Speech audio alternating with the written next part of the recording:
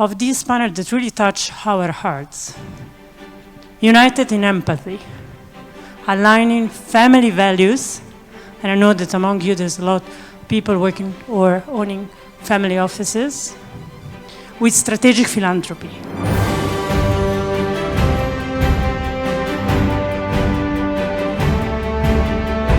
I love the word perma-crisis because I feel that it's a defining feature of our region, and what it means in terms of challenges is that we're dealing with. There is one reason only for why Palestinians who left Gaza and have gone wherever they've gone, whether it's Egypt or Jordan, have been able to survive. And that is individual giving.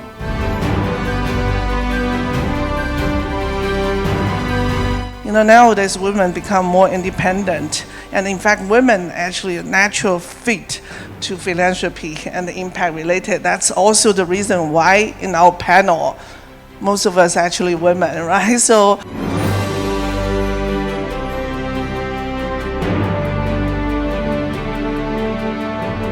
I think the hope will be that at some point, people will restart seriously committing to solve those issues which are still there, I think.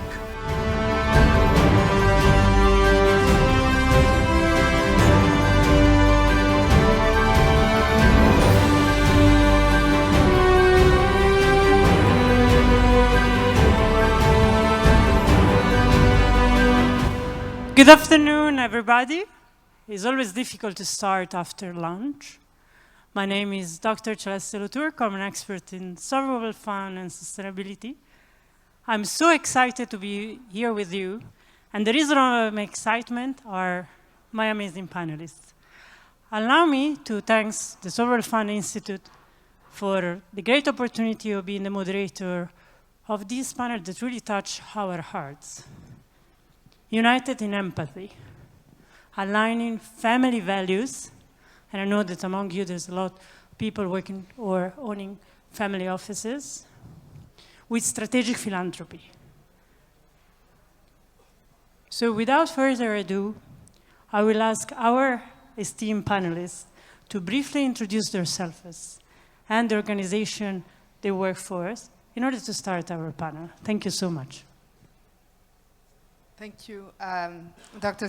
Celeste, for the introduction. Very, very excited to be here and to speak to a very, very important topic for us, and especially now in the region.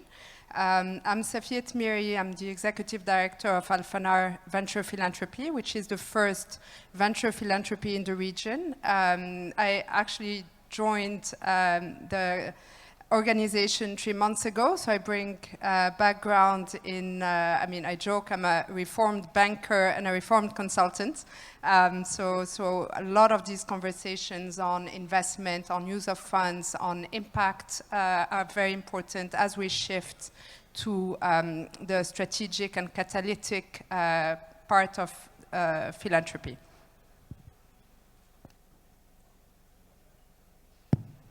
Hi. I'm Naila Faroui.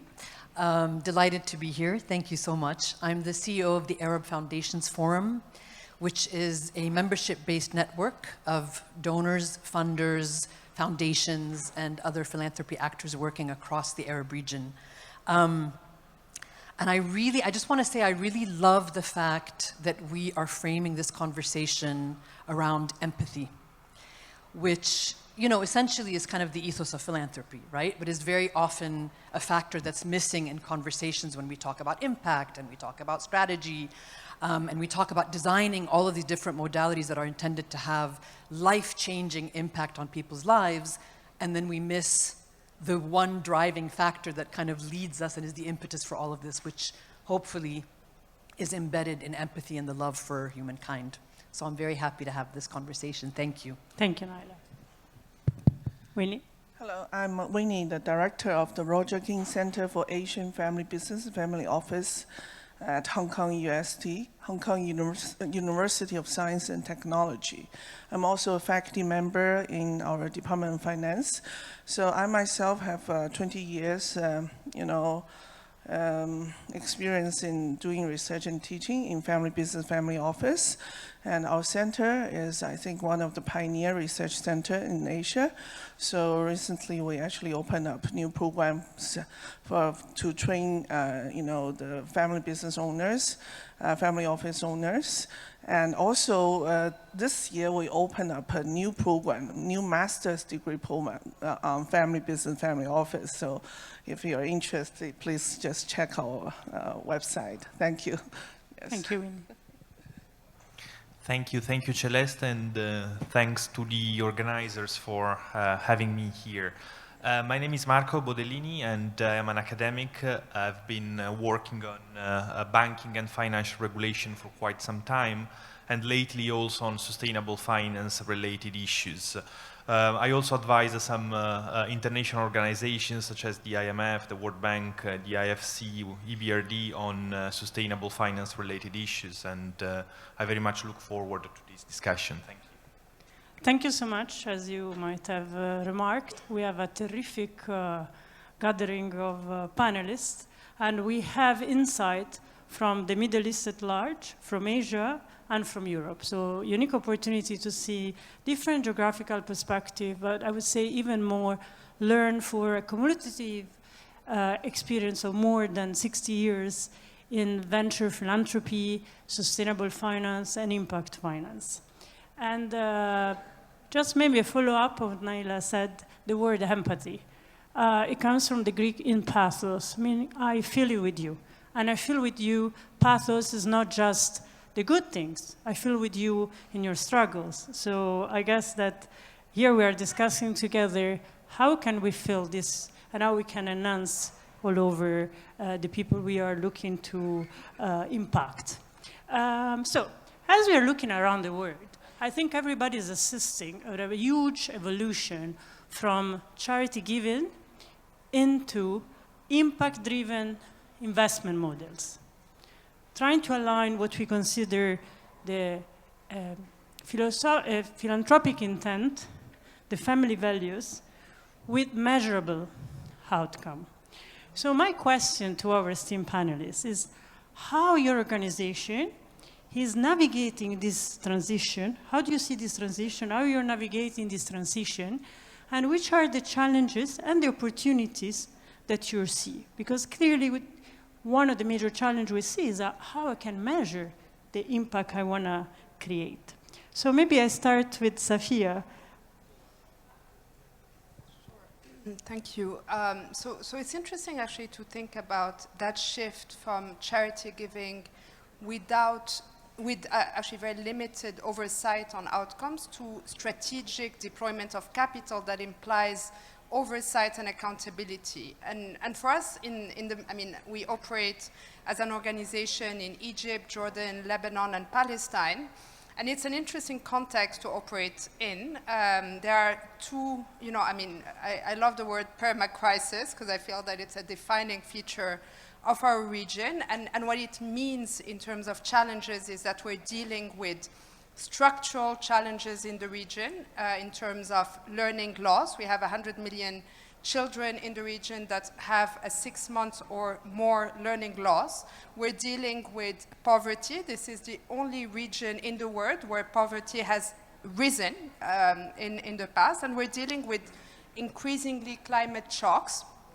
And that implies, that by 2030, 2040, we will see 2x in temperature increases. So when you look at that, you see that we need more sustainable and structural solutions. But then on the other side, and we've seen that specifically in the last 10 years, we're dealing with crises that are driven by war, by displacement. We're looking at 10 million refugees, 25 million internally displaced people, and the need to also address that with relief and rescue efforts. So that's why today the deployment of capital, and I think to Neila's point, how do we address with empathy challenges that are both structural and ad hoc, and how do we actually create investment products and models that help, that are very targeted. So even when you look at your funding pool, you're looking at funding pool that want to work with you on sustainable and structural challenges, and you work with funding pools that are more in the relief and rescue efforts. And so that's the shift that we're seeing, and the implication for us as an organization. We've been here for 20 years. I think we have like a laser focus on the questions that we're addressing in the broader region.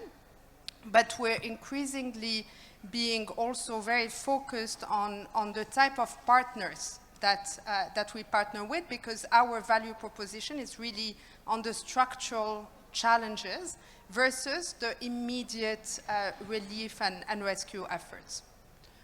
Thank you very much. And I guess that might be reflected, and we will have later the way to go deep dive on the fact that even the profile of the people are different, right? There should be purpose, but there should be technical skill to enable this purpose, to enhance the achievement of the outcome. Naila, if I can, you are in the privileged position to be the CEO of the Arab Forum Foundations. So you have this view of multiple stakeholders, multiple models, so you might have a sense of this shift and how this shift has been addressed. We heard for Saifa in a different way, but with Al-Fanar, but maybe others have different ways. So can you tell us about the approach to the shift and what you see? Sure.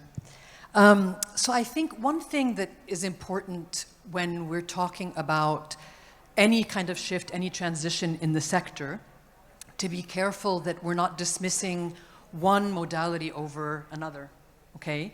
Because, you know, the agility of the philanthropy sector and what's beautiful and unique about it, it's one of those sectors where really the more the merrier, right? And so there's room for every kind and every form of philanthropy.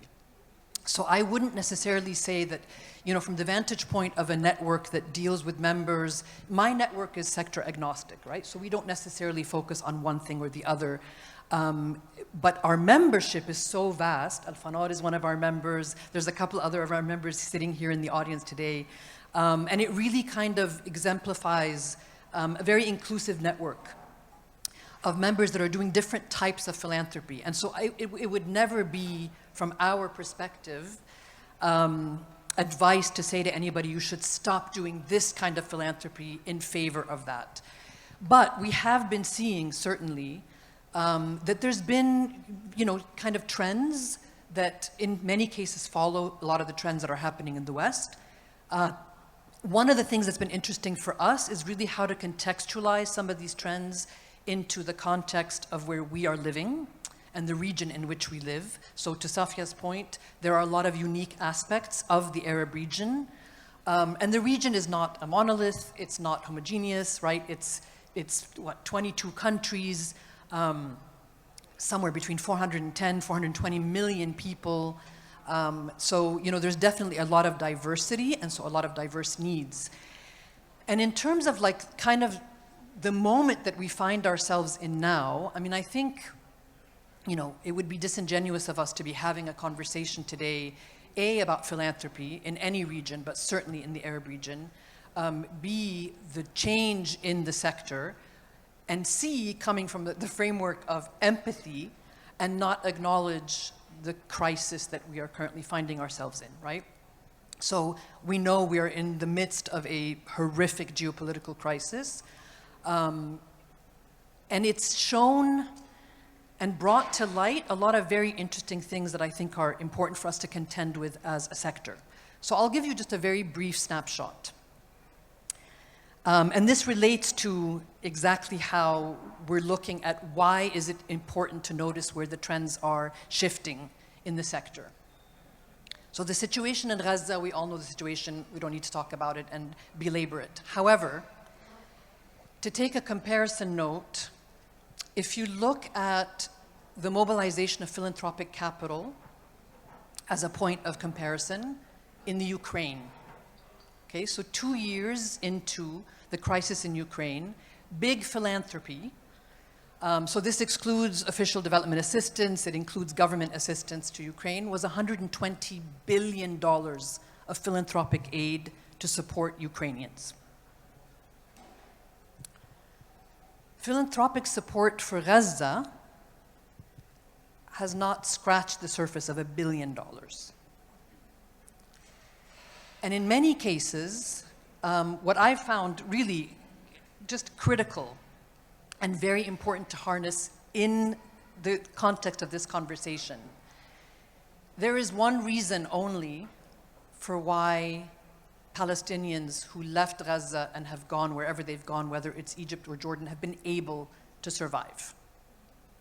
And that is individual giving, right? So individual crowdfunding and the empathy of my friends, our families, our colleagues, is the reason for why there's been any mobilization of philanthropic capital to help support.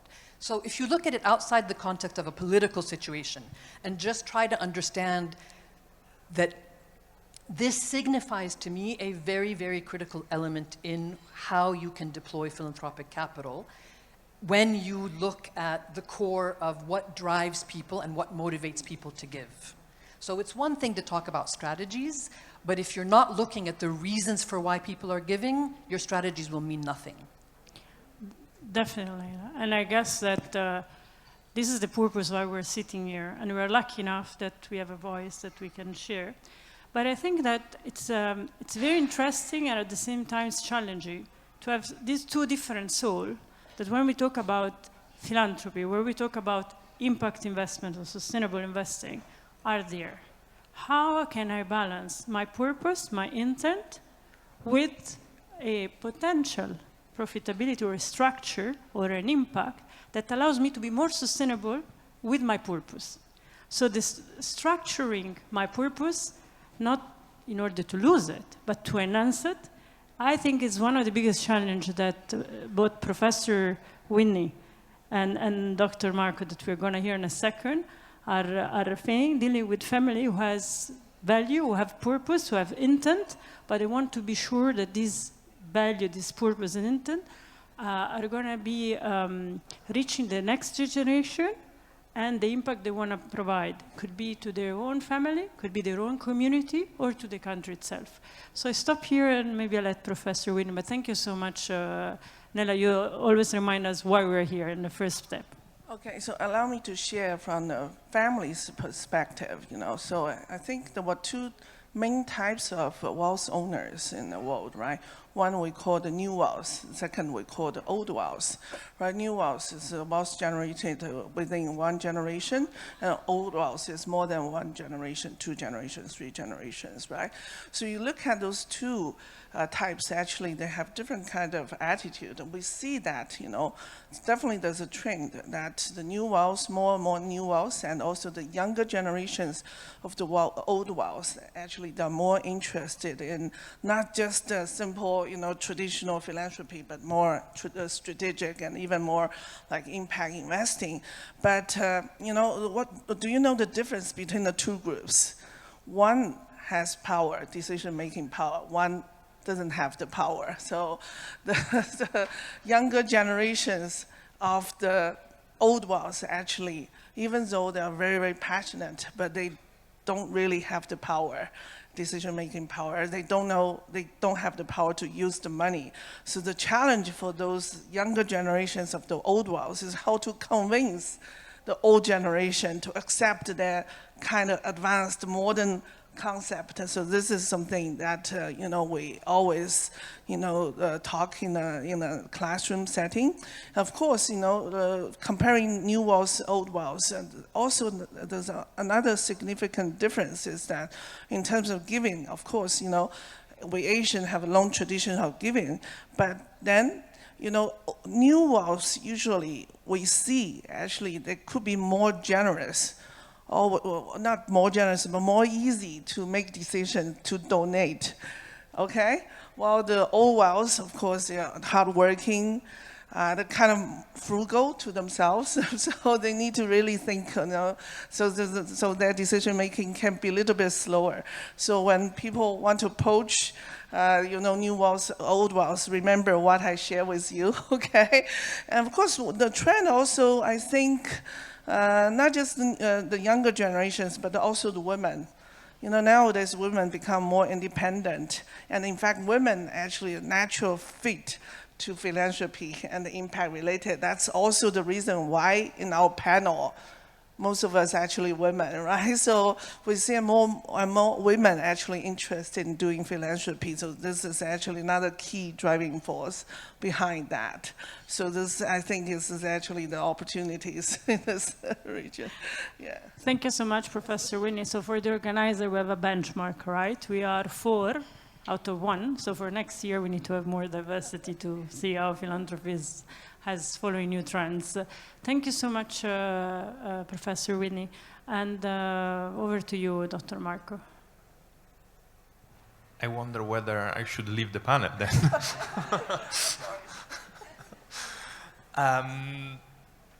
I will try to, pick up some of the considerations which were made in previous interventions, particularly sustainability, the need to measure sustainability, and the concept underlying sustainable finance. Let me start from this last point, sustainable finance, which was also mentioned. We all know what we mean by finance, and finance is important to support economic growth and development, in that through financial intermediation, financial institutions can channel resources from the ones who have an excess of resources and they need to invest, to the ones who need to collect financial resources from the outside to support their needs. Now, to this definition, when it comes to sustainable finance, we need to add an additional component, which is the sustainability component. There is where a number of issues kick in. And from a regulatory perspective, which is actually my perspective, the first issue is that we don't always agree on what is sustainable. There are jurisdictions which have defined sustainable investments and sustainable economic activities, of course, on the basis of the policy goals that those jurisdictions aim to achieve, whilst others have not yet done so, because probably they have other priorities in their policy agenda. But even if we look at those jurisdictions where a definition exists and it has been embedded in the legal framework, then the issue would be that most likely that definition would not,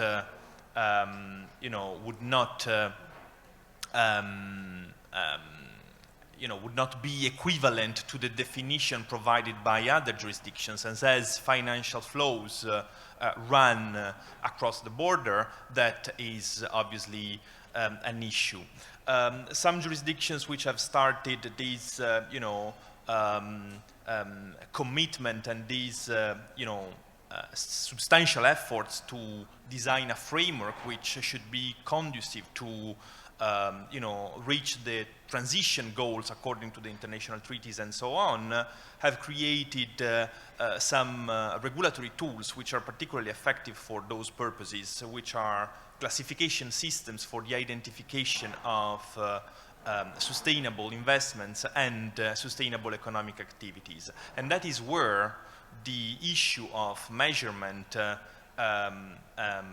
comes in. And those classification systems, through the introduction of a number of performance indicators, should provide, at least locally, a solution to the issue of measuring how sustainable a given economic activity is, how sustainable a given investment is. I will stop here and then we can... Thank you so much, Dr. Marto. You really highlight, I think, the core of the challenging of this transition. So as we are saying that we are transitioning from charity giving or charity donors into venture philanthropy or sustainable investment, how we can define them. How can have consensus on the definition, on the sectors, on how we measure the impact, and so on and so forth. So unfortunately, we will not be able to provide an answer with this panel, but what we can try to do is to define, at least in accordance with our work, our organization, what we mean with venture philanthropy, what we mean with sustainable finance, and potentially share some light. So which are the sectors we look at, and how we measure impact. And I guess that will also take us back to the idea that the way we measure impact goes on too, right? How much we achieve our philanthropic intent or a sustainable aspect, measure in different ways, social, environmental, governance related, and maybe our financial aspect. But as we know that Safia can tell us more about venture philanthropy and potentially some highlights on the sectors. Sure. So what does venture philanthropy mean? And it's a bit of a new word in this space, I think, to your point about the trends. I think it's simply the pooling of philanthropic capital to grow, scale, and build actually sustainable solutions for some of the challenges, the development challenges in our region. And these projects are led either by charities or by social enterprises. And so when we look, and maybe 2 points, I think. One is, what are the ingredients of venture philanthropy as we see it? And second, what are the sectors that are probably more fit for that type of capital? In terms of ingredients, one is patient capital. So contrary to your regular philanthropic grant, we actually invest with a time frame of 5 to 7 years. We invest 3 different instruments, so grants, zero interest loans, and convertibles. We started actually convertibles specifically in the climate space. The second ingredient is hands-on support. So unlike, again, like very, very similar to VC, we actually spend a lot of time with the social enterprises, with the NGOs, both as Alphanar, so with our own portfolio managers, but also bringing external expertise that they need. The third ingredient, and that's to Dr. Marco's point, is really impact first. And we have a dual bottom line, which is financial recovery and impact. And I think this is where today we're building a framework, a classification of what sustainable impact looks like. So it's not just the breadth of which is typically the number of lives, but also the depth of interventions. And we're working closely with the SDG framework and indicators to define what that looks like at a social enterprise level.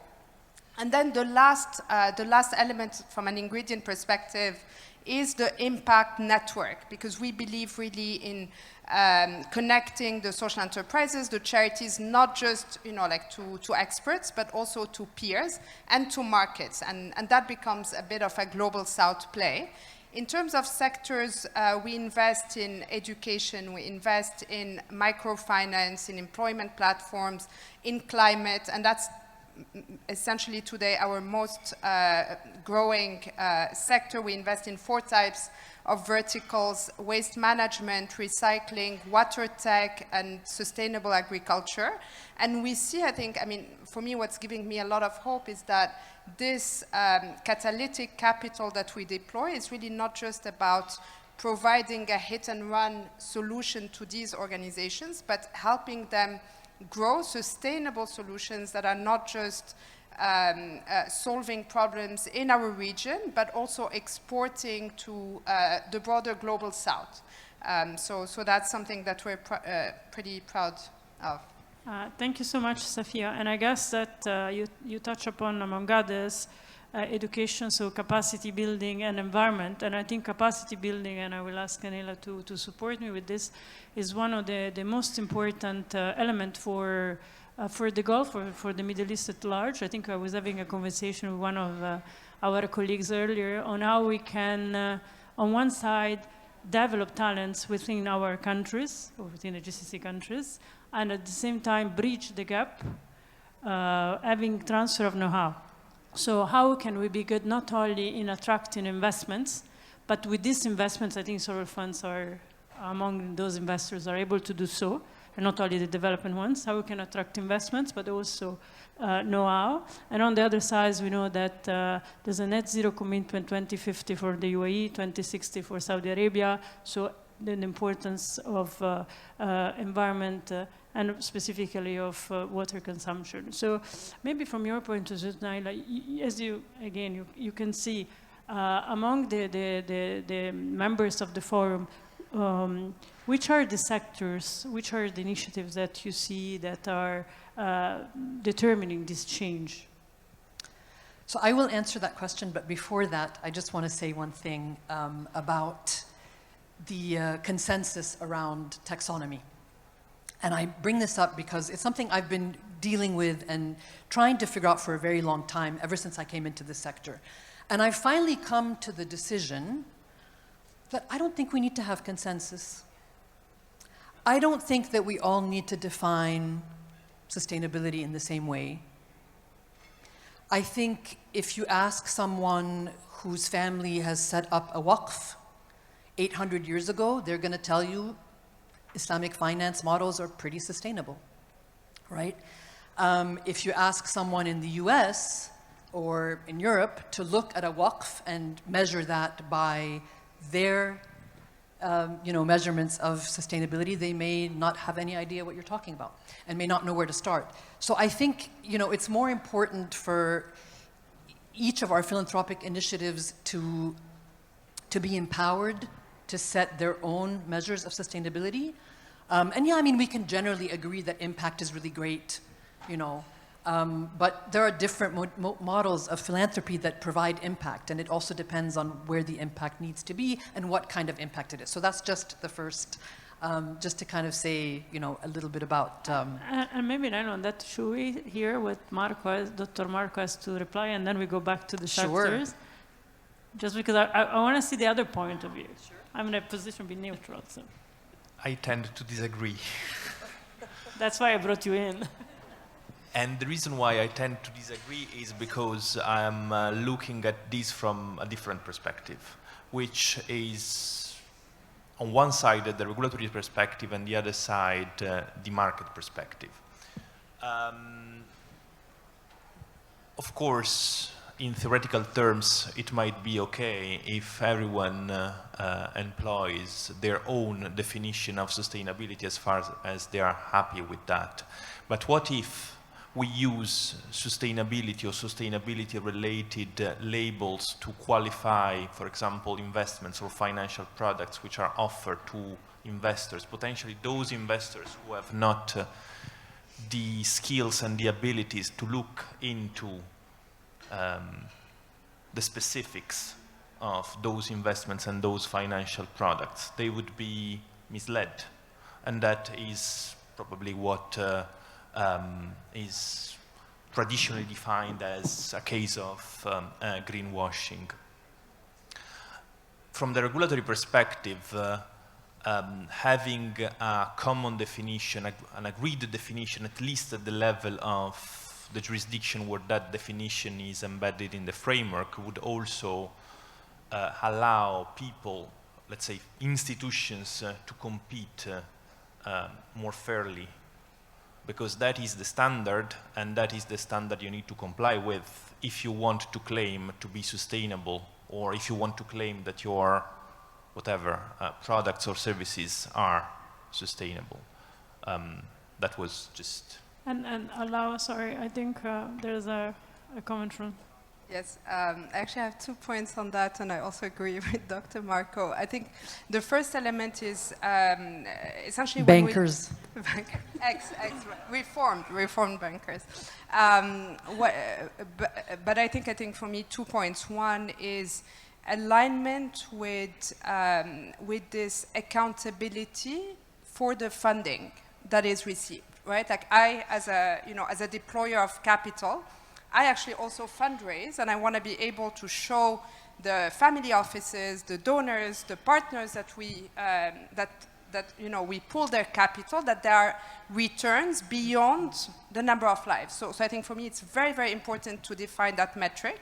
And there's just, a very simple example. I think a few months back we were looking at a few schools actually, and I have a background in education, so that was a bit easier for me. And we were comparing the breadth and depth of impact. So we had a school that had probably 1,000 students, very disadvantaged communities, looked perfect on paper, but when you actually start digging a bit in terms of the learning outcomes of the children in those schools, you realize that there is no delta, there is no improvement in the learning outcomes between the time they got in and the time they got out. And for me, as a deployer of philanthropic capital, this is an absolute no-go to actually, from an investment perspective. So that's why impact and a very granular and ideally harmonized definition of impact is important for us as deployers of capital. Second, and I think that was the point of Dr. Winnie, was when you look at the next generation funders, accountability, transparency, and definition of social returns, whatever that means, and again, that's the challenge, is very, very important when they decide whether, who they're giving their money to.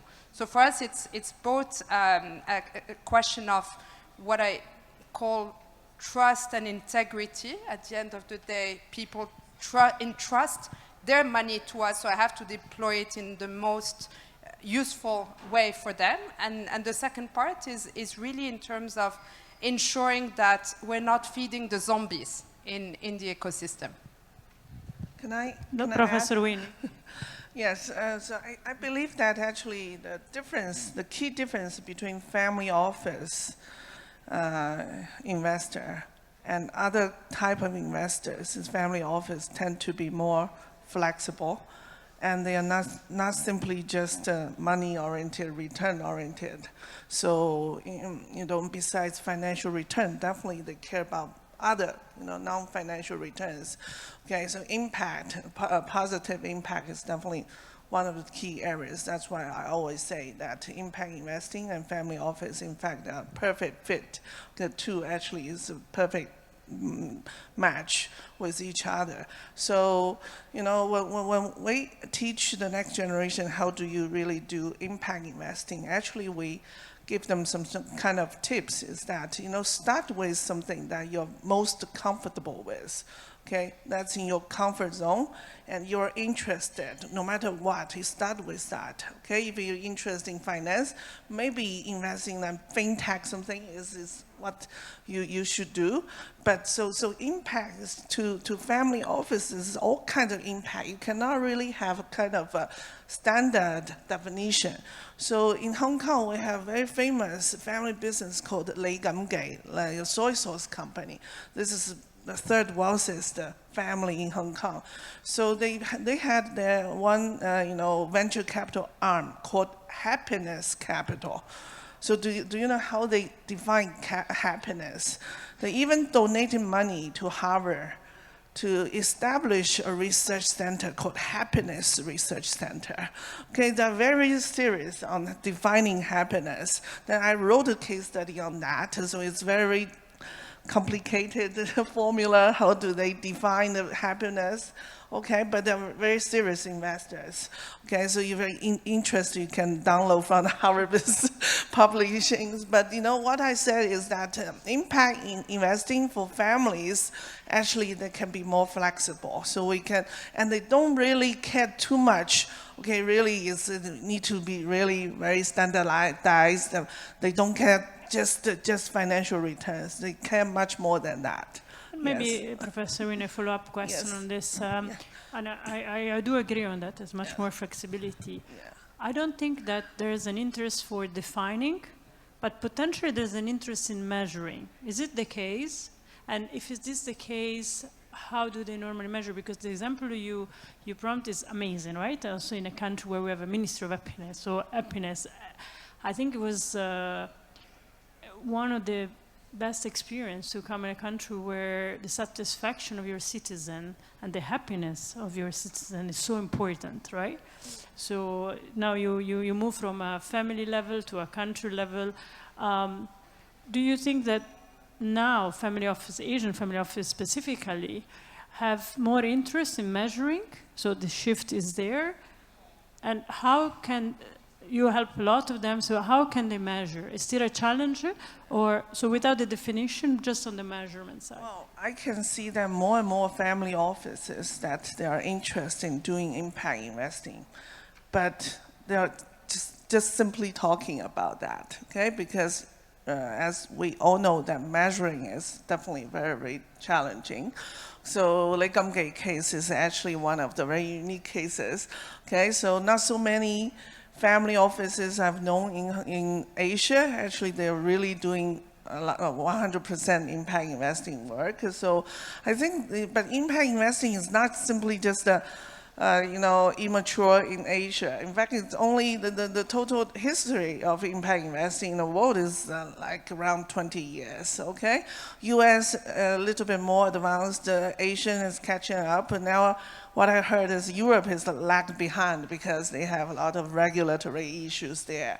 But it's good that everybody already started to talk about that, but I don't see this big shift.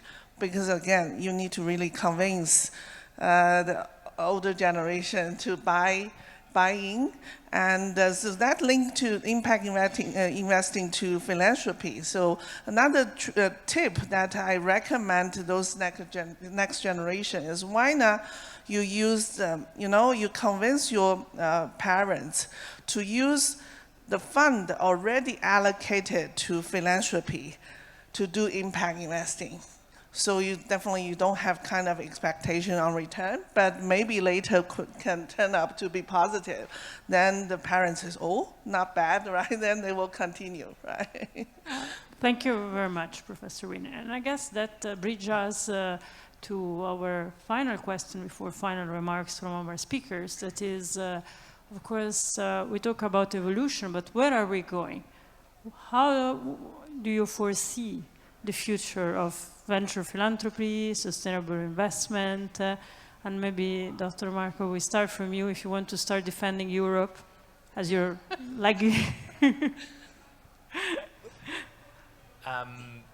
No, just a consideration building on what was just said, because again, I find myself in disagreement. Even when it comes to impact investing, which is obviously a big thing.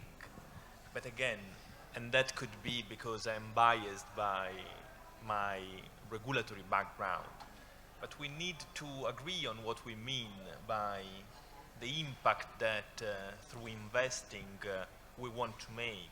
Is that the changes that we are able through channeling capital, the changes that we are able to push our investee companies to make, is that what we want? Because if that is the case, then to render the framework solid and functioning and applicable, we need to provide a definition of that.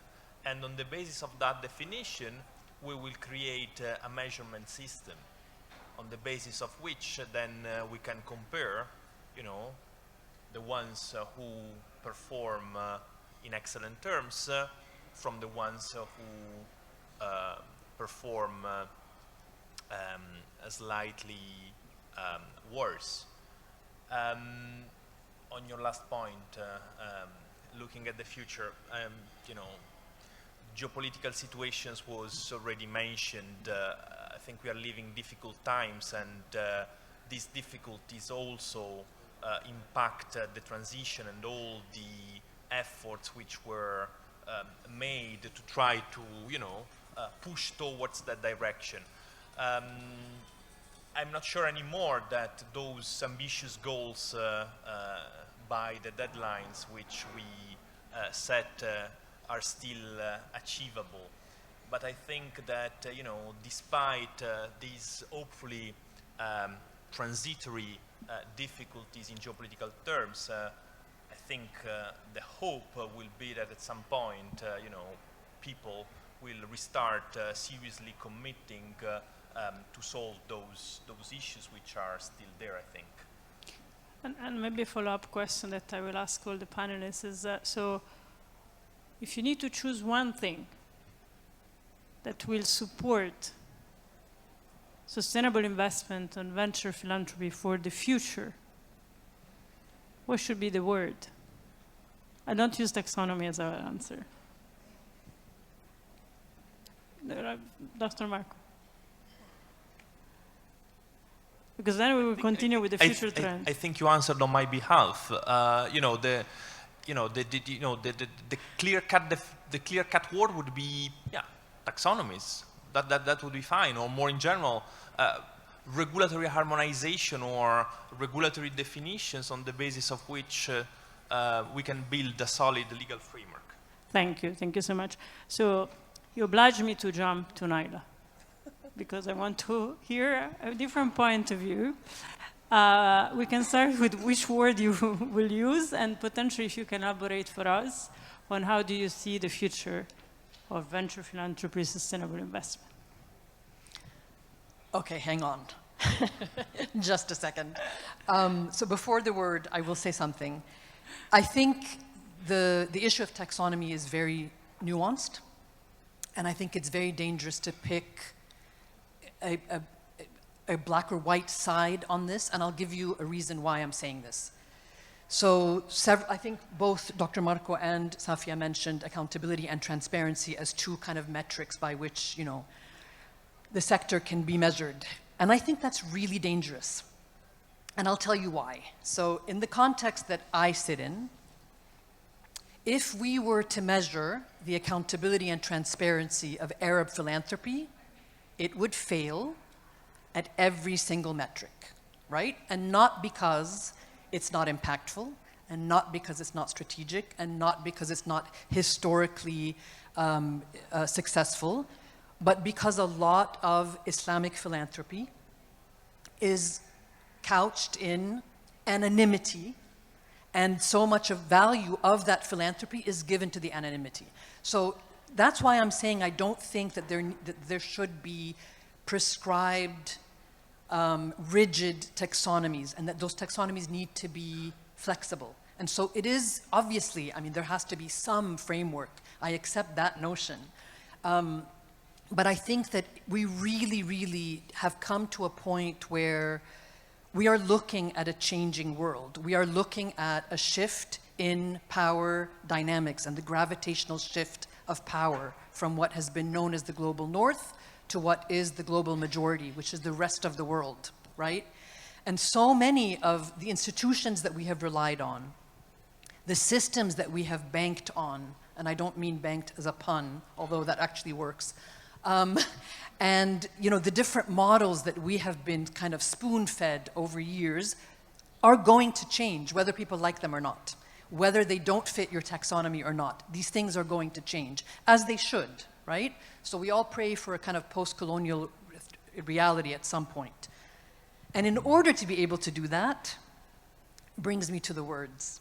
And I have 3 words that for me are really kind of the guiding principles in how I think about philanthropy and how I think about my sector.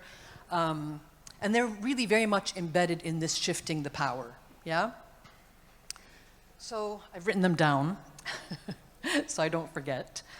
Empowerment is one of them, and it's empowerment beyond just the word and having a nice, lovely word, but really the empowering of local communities, but empowering them through respect, and through the acknowledgement of their inherent understanding and their inherent knowledge of their needs, right? And their taxonomies, and what are the metrics that they use to measure their success, number 1. The second would be to encourage these communities by providing the knowledge that you have, the resources that you have, and making those accessible and facilitating the access to those to people who may not have had that access otherwise, right? So that's another kind of transfer of this power that needs to shift. And then it's the emboldening of these communities. And that's a little bit different because, you can empower by giving money, you can empower by giving, but you have to allow people to be bold enough to reclaim their agency. so that they can claim the power to change, affect their, their ecosystems, affect their communities, decide what is sustainable and what is not, decide whether or not they want to partner with people who've done this before, or if they want to try it themselves. And it is an incredibly challenging moment that we're living in. I've gotten so depressed over the last couple of days that honestly, even preparing for conversations like this is difficult to try to find the silver lining or the light at the end of the tunnel. But there is, an opportunity for innovation when things are so bleak. When there's only one way up, sometimes rock bottom is kind of a really great place to start. Thank you, Noel. Professor Whitney. Well, allow me to bring us back to the theme of today's panel discussion. So I study a lot of century-year-old family businesses. Okay, you talk about geopolitical tension. Over the past 100 years, what kind of things happened? A lot of things, right? 2 world wars. Okay, that's more serious than what we're facing today, in fact. But why those century-year-old family business, why they survive? So, in fact, one word, you asked me to provide one word, okay? The most common family value among those century-year-old family business is related to one word, altruism. Altruism, meaning you need to care about other people's benefit, not just your own benefit. If you want to survive very long, you cannot be the only one prosper here. The surroundings all in a war, fighting against each other, messy, right? So you need to help the society, help the community, even help the world, help the universe. We know that Elon Musk nowadays, sending out a lot of rocket, a lot of, in the universe. So again, I come back to the happiness capital. Do you know one of the recent investment they made is called clear space? Is to clear the junk in a space. So that's impact investing. That's altruism. Okay. Thank you very much, Professor Winnie. It's really touching. So we have taxonomy, we have empowerment, we have altruism. And when you heard the word altruism, actually, one of the biggest families in the States, Mars family, realized and published a book saying that if you don't take care of all our stakeholders, so down to the value chain, of course, all of you know chocolates, food for pets, and so others, we will never be sustainable on the long term. And they actually established a foundation to take care of all their stakeholders. So instead of changing potentially vendors or suppliers, they decided to help them. When they are not able to supply anymore coconut or chocolate, they're going to supply. So I guess that's definitely, when you support your ecosystem, it's not just benefiting the ecosystem, but your business as well. Safia. I think all of these words resonate a lot with me, and for me, what's very important is also partnerships. If we look at everything that's happening, for us in the region, I think what gives me a bit of hope is that one, the issues are the same, whether we are in Morocco, in Egypt, in Sudan, or in Palestine. The structural challenges that we're helping solve, or that the social enterprises and NGOs are helping solve, are pretty much the same. So when we see one crisis-proof solution that grows in one part of the region, the ability to scale it and help it solve the same challenges in similar contexts is actually quite important. So for me, partnership, not just at the level of social enterprises, but also at the level of funders, where we start acting one issue at a time and bringing really this coalition for impact rather than competing for similar issues. Thank you very much. So on taxonomy, altruism, empowerment, and collaboration, I think I can open the floor, if I'm right, to question. Should we open the floor to questions? Yes. So Does anybody in the public have a question for our esteemed panelists?